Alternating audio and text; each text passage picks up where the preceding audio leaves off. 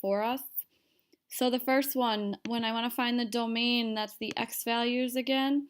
If I look at my graph, the farthest it goes to the left is x value -7, but that is an open circle. So -7 is not included in my domain because there's a hole there. So that means I use a soft bracket at -7.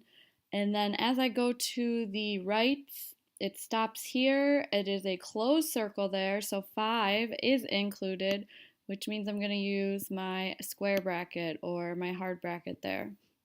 Now the range is the lowest to the highest, so how low can you go? It goes down to -9, and that -9 is included, so I'm going to make sure to use a square bracket there or a hard bracket.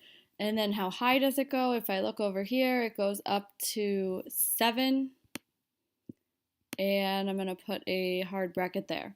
So there's my domain and my range. Now, the next thing it asks us for is the relative max or the relative min. Another word for these is the turning points. So I want to find the turning points.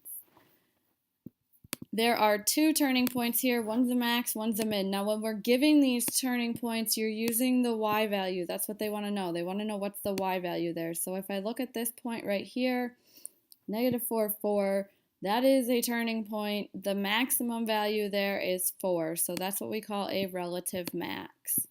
And then down over here at 1, -9, we have another turning point. It's a minimum turning point. It's at the bottom.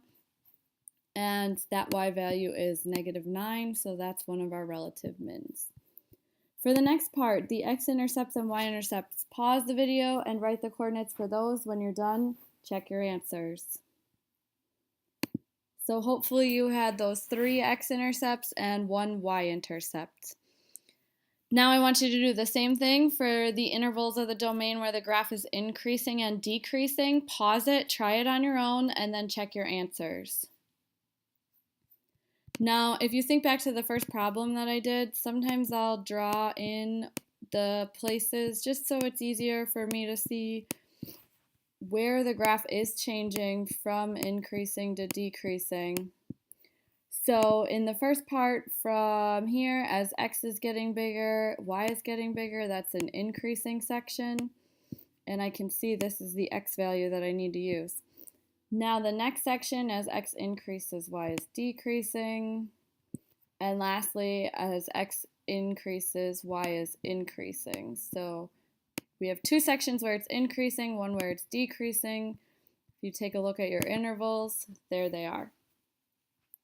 Lastly, on your own, try the intervals of the domain where f of x is greater than 0 and f of x is less than 0. Pause it, and once you're done, hit play. For this one, this is where we look at if it is above the x-axis or below the x-axis, and you use those x-intercepts to write your intervals. So we have 2 sections of both. We have 2 sections where it is above the x-axis, 2 sections where it is below. So you should have had these 2 intervals for those. The last question, find x when f of x equals 0, is just a fancy way of saying what are the x-intercepts, but just the x values, because it says find x. So we write those in curly brackets. That's a pretty bad one, sorry. Hold on, using my mouse here. -6, comma, -2, and -4. And really, I probably should have put those in nice order, but that's okay. So that is x when f of x equals 0. And that's the end of this question.